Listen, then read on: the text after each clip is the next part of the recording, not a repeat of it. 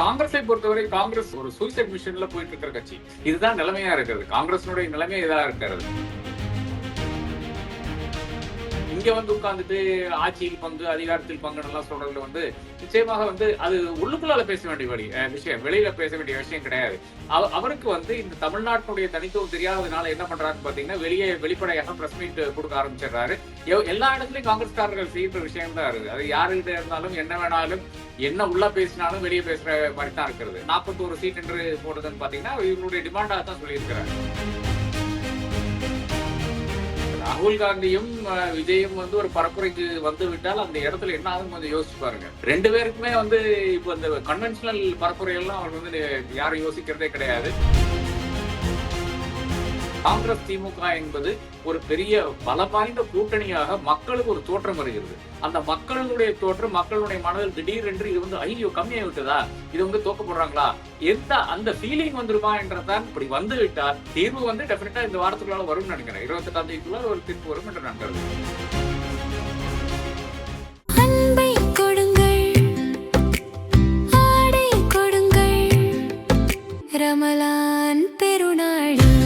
Super Saravana stores.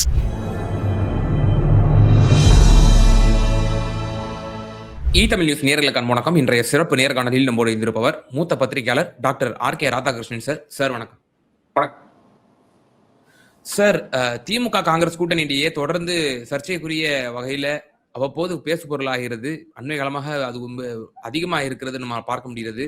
அந்த ஐவர் குழுவினுடைய தலைவர் கிறிஸ் ஜோடகர் அவர்கள் ஒரு தனியார் நாளிதழுக்கு பேட்டி அளிக்கும் பொழுது இவ்வாறு அவர் கூறியிருக்கிறார். தாவேகா எங்களை கூட்டணியில் சேர்த்துக் கொள்வதற்கு தயாராக இருக்கிறார்கள், எங்களுடைய வலுவை அவர்கள் அறிந்து வைத்திருக்கிறார்கள் என்பது போன்றெல்லாம் கூறியிருக்கிறார்.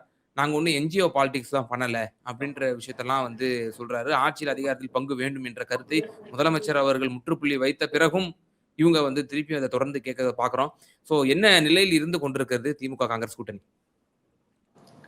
இல்ல, காங்கிரஸை பொறுத்தவரை காங்கிரஸ்க்கு ஒரு சூசைட் மிஷன்ல போயிட்டு இருக்கிற கட்சி. அது நாம் ஏற்றுக்கொள்ளத்தான் வேணும். ஏனென்றால் இப்ப அசாம்ல இவ்வளவு பெரிய பிரச்சனை நடந்துட்டு இருக்கிறது அனைவருக்கும் தெரியும். எனக்கே ஒரு 8 மாசமா தெரியும்னு வச்சுங்களேன். அதாவது அங்க இருக்கின்ற ஃபார்மர் பிசிசி பிரசிடென்ட்டுக்கு இப்ப புதுதா இருக்கின்ற கொகோய் கூட, அதாவது அவரு கூட அவர் சரியா போலன்று நமக்கு அனைவருக்கும் தெரிஞ்ச விஷயமா இருக்கிறது. அப்படி இருந்தும் கூட இவர்கள் ஏறத்தாழ ஒரு 3 வருட காலமாக கௌரவ் கொகோயை ப்ரமோட் பண்றாங்க. அதே நேரத்துல இவரை கம்ப்ளீட்டா இக்னோர் பண்ணதுனால கடைசியாக இவர் விட்டு போக வேண்டிய ஒரு சூழ்நிலை வருகிறது. அப்போ அசாம் இந்த முறை காங்கிரசுக்கு நல்ல வெற்றி வாய்ப்பு இருக்கின்ற ஒரு இடமாகத்தான் இருந்தது. அதுல என்ன ஆகுதுன்னு பாத்தீங்கன்னா, இப்ப முழுக்க மறுபடியும் பிஜேபி வர மாதிரி தான் இருக்கிறது. சோ இதுதான் நிலைமையா இருக்கிறது. காங்கிரஸினுடைய நிலைமை இதா இருக்கிறது. அந்த ஒரு சிச்சுவேஷன்ல நீங்க ஒரு கிரீஷா அனுப்ப வேண்டிய அவசியம் என்னன்றதான். இங்க நெகோசியேஷனுக்காக இந்த ஒரு இடத்தை தெரிந்த ஒரு மனிதரை நீங்க அனுப்ப வேண்டும். ஒரு ரமேஷ் சென்னித்தலாவை தாராளமாக அனுப்பியிருக்கலாம், கேரளால இருந்து அனுப்பியிருக்கலாம். இல்லை என்றால் ஒரு சசி தரூரை கூட நீங்க அனுப்பியிருக்கலாங்கிற. அதே மாதிரி கர்நாடகத்திலிருந்து டிகேஓ இல்லை என்றால் அங்கிருக்கின்ற ஏதோ ஒரு தலைவர், சித்தராமையா வர வேண்டிய அவசியம் இல்லை, ஒரு பெரிய தலைவரா இருக்கிறார். இல்லைன்னா அந்த மாதிரி பரமேஸ்வரா எத்தனையோ நபர்கள் இருக்கிறார்கள், அங்கே இருக்கிறார்கள். இல்ல வேற ஏதாச்சும் மாநிலத்திலிருந்து கூட இருக்குல்ல. கபில் சிபலுக்கு நன்றாக தெரிந்த நபர்கள் தான் இப்போ மு க ஸ்டாலின் ஆனாலும் சரி, ஆர் ஆசாவானாலும் சரி, அந்த வழக்குகளை, அதாவது ஆர் ஆசா ரெசிக்னேஷனுக்கு பிறகு கபில் சிபல் தான் அந்த மினிஸ்ட்ரி எடுக்கிறாரு. அதன் பிறகு கபில் சிபல் தான் கூறுகிறார், இந்த மாதிரி இதுல ஊழலே கிடையாதுங்க, 2Gல ஊழல் கிடையாது என்று முதல் முறையாக கூடுகிறார். அதன் பிறகு எல்லாருமே அவரை கடிச்சு கொதறிட்டாங்க. அதன் பிறகு 2-3 இடத்துல அவர் மையமா சொல்ல வேண்டியதா இருக்கிறது, ஊழல் விசாரிப்பு சொல்ல வேண்டியதா இருக்குது. ஆனா ஃபர்ஸ்ட் ஒரு காங்கிரஸ் தலைவர் ஊழல் இல்லை என்று சொல்லுகின்ற தலைவர்னு பாத்தீங்கன்னா இவரா தான் இருக்கிறாரு. அப்போ அந்த அளவுக்கு காங்கிரஸுக்கு தெரிந்த பிடித்தமான நபர்களை நீங்க அனுப்பி இருக்க வேணும். அது பண்ணல. இங்க உட்கார்ந்துட்டு ஆட்சியில் பங்கு, அதிகாரத்தில் பங்குன்னு எல்லாம் சொல்றதுல நிச்சயமாக அது உள்ளுக்குள்ளால பேச வேண்டிய விஷயம், வெளியில பேச வேண்டிய விஷயம் கிடையாது. அவருக்கு இந்த தமிழ்நாட்டினுடைய தனித்துவம் தெரியாததுனால என்ன பண்றாருன்னு பாத்தீங்கன்னா, வெளிப்படையாக பிரஸ் மீட் கொடுக்க ஆரம்பிச்சிடுறாரு.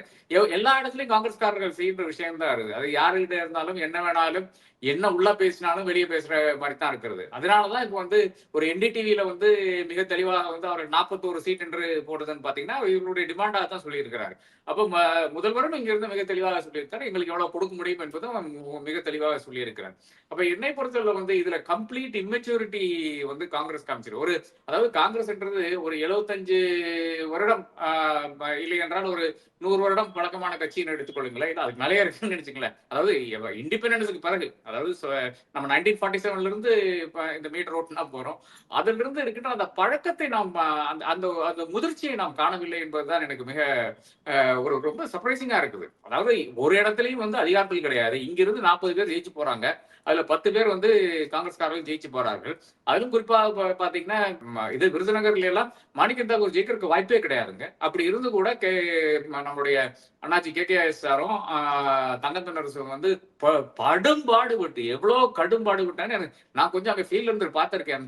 ஏன்னா அது கொஞ்சம் போற மாதிரி இருக்கிற ஒரு இடமா, அதனால அதுவும் தர்மபுரியும் தான் என்னை பொறுத்தவரை டவுட்ல இருந்தது. பட் இருந்தாலும் நான் வந்து அந்த டைம்லயே சொன்னேன் 40 வந்துரும் என்றுதான் என்னுடைய ஒரு கணக்காக இருந்தது. அப்போ நான் இதுல ஏதாச்சும் நம்மளுடைய ப்ரெடிக்ஷன் எங்காச்சும் தவறாயிருமோன்னு சொல்லிட்டு அங்க போய் உட்கார்ந்து கூர்ந்து கவனித்ததுல வந்து மிக தெளிவாக தெரிகிறது. இவர்கள் இல்லை என்றால் நிச்சயமாக வந்து மாணிக்கம் தாக்கூர் ஜெயிக்கவே முடியாத ஒரு சூழ்நிலை இருக்குது. விஜய் பிரபாகர் அந்த அளவுக்கு வந்து இன்ரோட்ஸ் பண்றாரு. அப்படி இருந்து கூட அவரால் வந்து கடைசி அந்த லாஸ்ட் மொமெண்ட்ல வந்து உள்ள வர முடியவில்லை என்றதுதான் புதிய ஒரு விஷயமா இருக்கிறது. அதாவது எப்படி கமல் வந்து தோக்குறாரு இல்லையா இது கோயம்புத்தூர்ல, அதானுங்க. அதாவது ஒரு எக்ஸ்பீரியன்ஸ் கட்சிக்கும் ஒரு இன்எக்ஸ்பீரியன்ஸ் கட்சிக்கும் உள்ள வித்தியாசம் தான் அங்க பார்த்தோம். அதான் விஜய் பிரபாகரனுடைய தோல்வியிலும் சரி, கமலுடைய தோல்வியிலும் நமக்கு அறிகிற விஷயம் என்னவென்றால் எக்ஸ்பீரியன்ஸ் இல்லைன்னா முடியவே முடியாது. இதுல அதாவது கடைசி மைல் லாஸ்ட் மைல்ல இருந்து யாரையெல்லாம் அழைத்து கொண்டு வர வேண்டுமோ அவர்கள் எல்லாம் அழைத்து கொண்டு வந்து ஓட்டு போட வச்சாதான் இது ஒரு வெற்றியாக மாறும். பரப்புரையில் வெற்றி காண முடியாது என்பதுதான் இதுக்கு ஒரு சான்றாக இருக்குது. அப்ப இதையெல்லாம் செய்து விட்டு அப்புறம் கடைசியில வந்து என்னங்க ஆட்சியில் பங்கு கொடுங்க, அதிகாரத்தில் பங்கு கொடுங்கன்னு சொல்ல கிடையாது. அப்கோர்ஸ் காங்கிரஸ்ல சில மனமாட்சியங்கள் இருக்கிறது. அதை வந்து திமுக அட்ரஸ் தான் பண்ண வேண்டும் என்று நான் கருதுகிறேன். என்றால் அதை வந்து கடந்து போக முடியாது. சில விஷயங்கள் வந்து காங்கிரஸ்க்கு வந்து ப்ராமிஸ் பண்ணாங்க. 2019க்கு பிறகு எம்பி ராஜ்யசபா எம்பி ப்ராமிஸ் பண்ணாங்க. 2021 தேர்தலுக்கு பிறகும் ப்ராமிஸ் பண்ணாங்க. ஆனால் இந்த 2 இடத்தை அதன் பிறகு வந்து கொடுக்கவே இல்லை என்றதுதான். ஆனால் அதை தாண்டி அடுத்த விஷயம் என்ன நடக்கும் பாத்தீங்கன்னா, இந்த கமலுக்கு கொடுக்கின்ற அந்த வேலையில் வந்து உங்களுக்கு கூட சொல்லியிருக்கேன்னா, கமலுக்கு கொடுக்கின்ற அந்த வேலையில் அதுக்கு 2 நாள் முன்னாடி வந்து மல்லிகார்ஜுன் கார்கே TR பாலுவோட சொல்றாரு, நீங்க வந்து எங்களுக்கு ஒரு ராஜ்யசபா சீட் கேளுங்க என்று.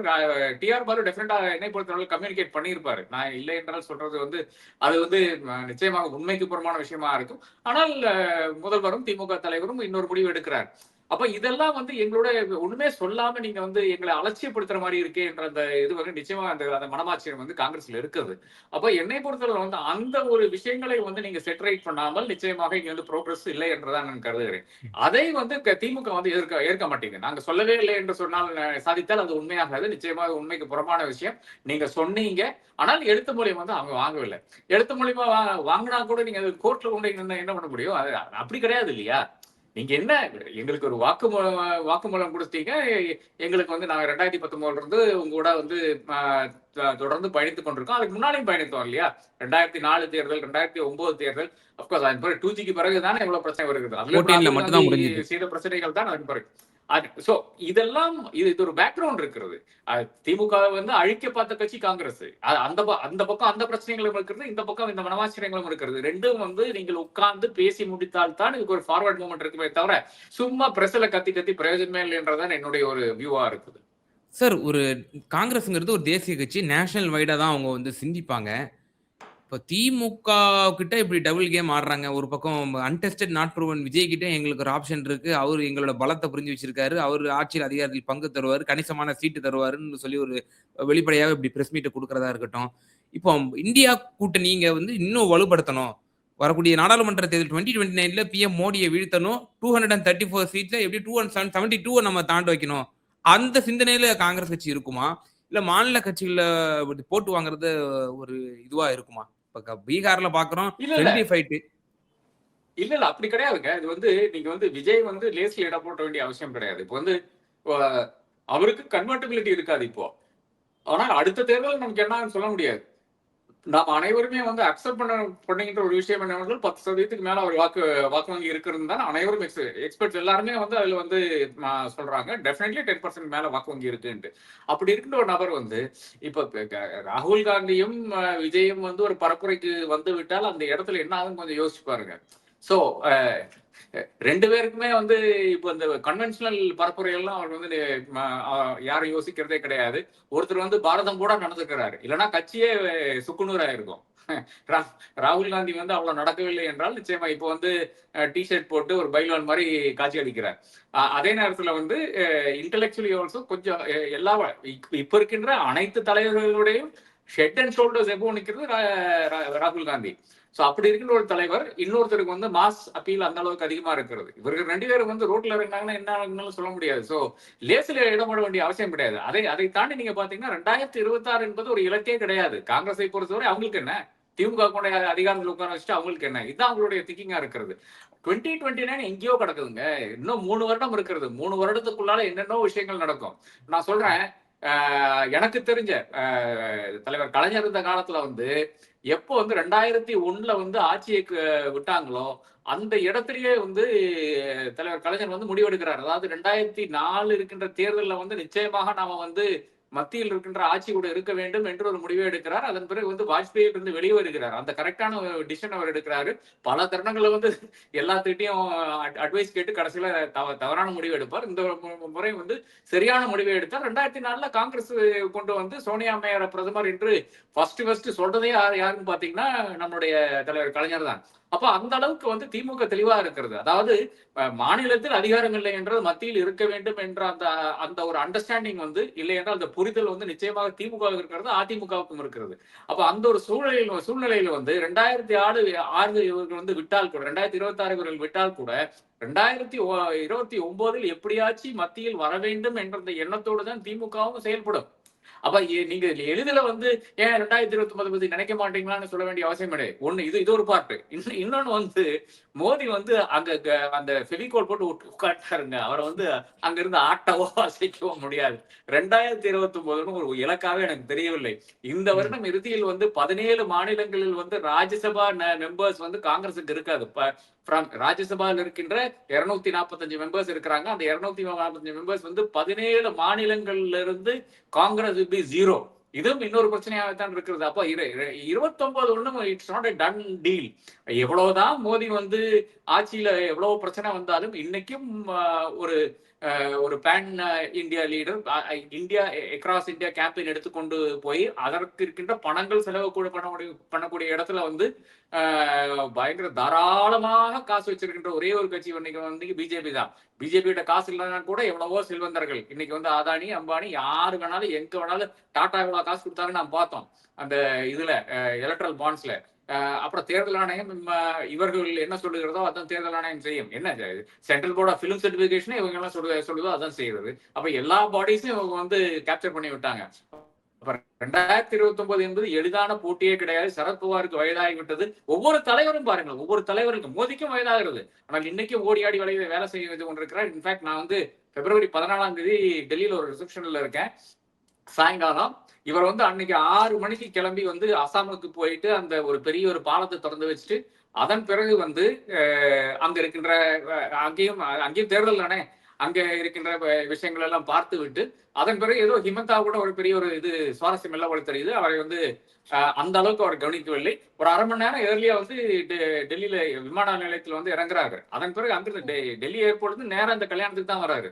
கல்யாணத்துக்கு வந்து அங்க அட்டன் பண்ணி 7 மணிக்கு ஈவினிங் 6 மணிக்கு காலையில பிளேன் ஏற ஒரு மனிதர் வந்து நைட்டு 7 மணிக்கு இங்க வந்து கல்யாணத்தை அட்டன் பண்ணி அங்க ஒரு 10-15 நிமிஷம் ஸ்பெண்ட் பண்ணிட்டு மறுபடியும் போறாரு. அவருக்கு அதன் பிறகு கூட அலுவல் இருக்காமா அங்க அலுவல். இதன் பிறகுதான் டோல் வராரு. டோல்கிட்ட நான் விசாரிச்சேன், என்ன சார் எங்க அசாம் எப்படி இருக்குன்னெல்லாம். இல்ல அதை பத்தி டிஸ்கஸ் பண்ணத்தான் போய் கொண்டிருக்கிறார் என்று சொல்றாரு. அப்ப அந்த அளவுக்கு வேலை செய்கின்ற ஒரு நபரை வந்து நான் பார்த்து கொண்டிருக்கோம். அவர்களுக்கு இது மட்டும் தானுங்க, அவர்களுக்கு வந்து தேர்தலில் தான் மட்டும்தான் அவர்கள் வந்து அந்த அளவுக்கு இன்ட்ரெஸ்டாக வேலை செய்து கொண்டிருப்பார்கள். ஆட்சியில ஒரு அட்டென்ஷன் கிடையாது, ஒன்றும் கிடையாது. அந்த மாதிரி ஒரு செட்டப்பை வந்து நீங்க எதிர்ப்பது என்பது மிக மிக கடினமான விஷயம். So maybe they're trying to build something. Vijay வச்சாலும் சரி, யாரை வச்சாலும் சரி, பில்டு பண்றதுல ஒன்றும் தவறில்லை என்று நான் கருதுகிறேன்.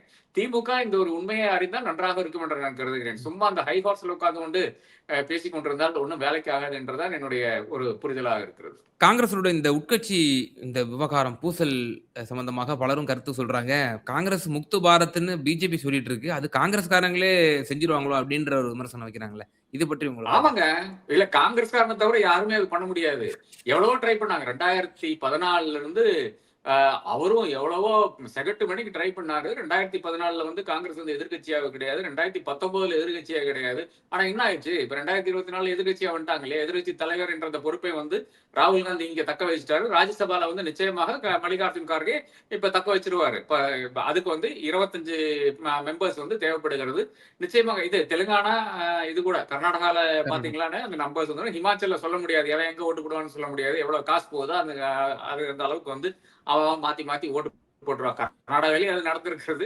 இந்த முறை நடக்காது என்று நான் கருதுகிறேன். சோ அப்படி இருக்கின்ற ஒரு சூழ்நிலையில வந்து 2 தக்க வச்சிடறாங்க. அப்ப காங்கிரஸ் முக்த பாரத் என்பதுக்கு இன்னைக்கு முகாந்திரமெல்லாம் போயிட்டது.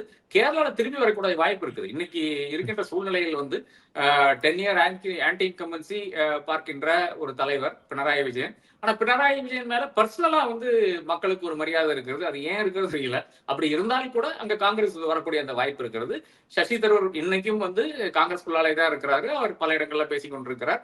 சோ அதனால வந்து நிச்சயமா சசி தரூர் மட்டும் கிடையாது. சசி தரூர் ஒரு பெரிய ஒரு ஓட் கேச்சர் எல்லாம் கிடையாது. அவரு ஒரு ஒரு கிளாமர் பாய். கேரளால எப்படி பிடிஆர் இங்க இருக்காரோ அதே மாதிரி அங்கேன்னு வச்சுக்கோங்களேன்.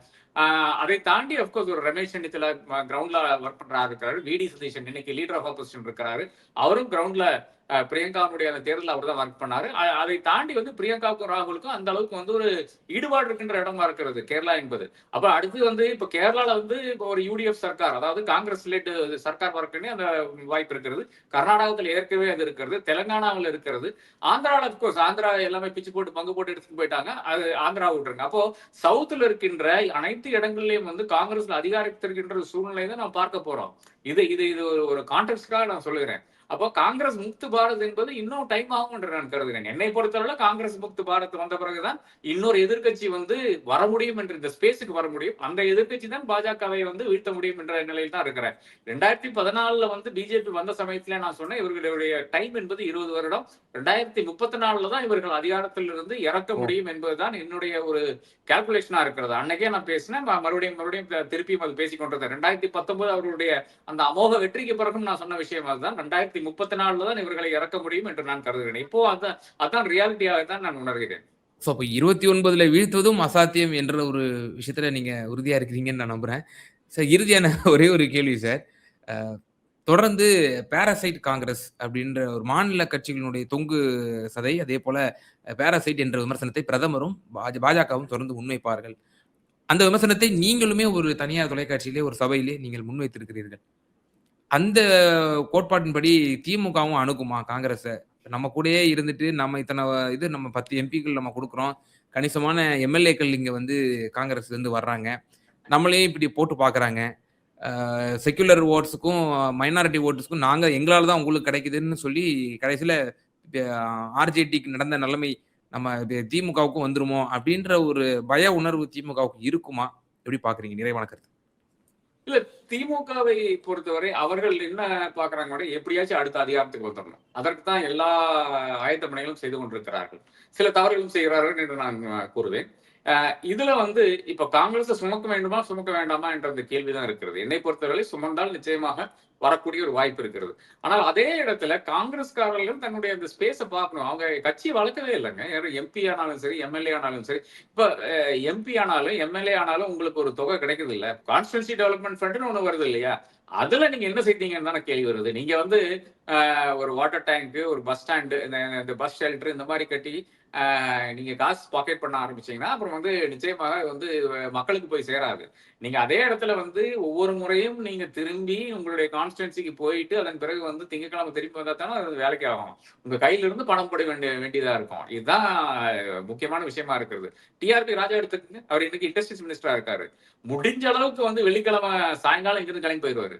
போய் மன்னார்குடியில வந்து அவருடைய தொகுதி சாட்டர்டே சண்டே அங்க ஸ்பெண்ட் பண்ணிட்டு திங்கட்கிழமை காலையில தான் வருவாரு. நீங்க ஒவ்வொரு எம்எல்ஏ எடுத்து பாருங்க, ஒவ்வொரு திமுக எம்எல்ஏ, ஒவ்வொரு அதிமுக எம்எல்ஏ, ஒவ்வொரு எம்எல்ஏ எடுத்து பாருங்க.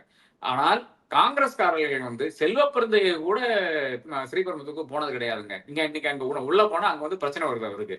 அப்ப அந்த அளவுக்கு பிரச்சனை கூட ஒரு எம்எல்ஏ, அதாவது ஜெயிச்சு வந்துட்டா நீங்க அப்புறம் தொகுதிக்கு போக வேண்டாம் என்பது ஒரு காலத்தினுடைய ஒரு இதா இருக்கலாம்.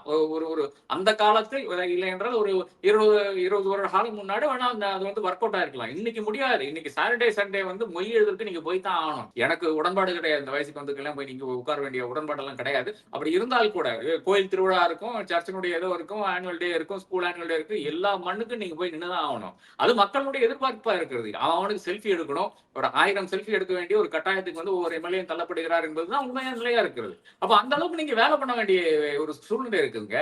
இல்லைன்னா அந்த ஃபீல்ட விட்டு போயிடணும். அப்ப காங்கிரஸ்காரர்கள் அது செய்யறது இல்லை.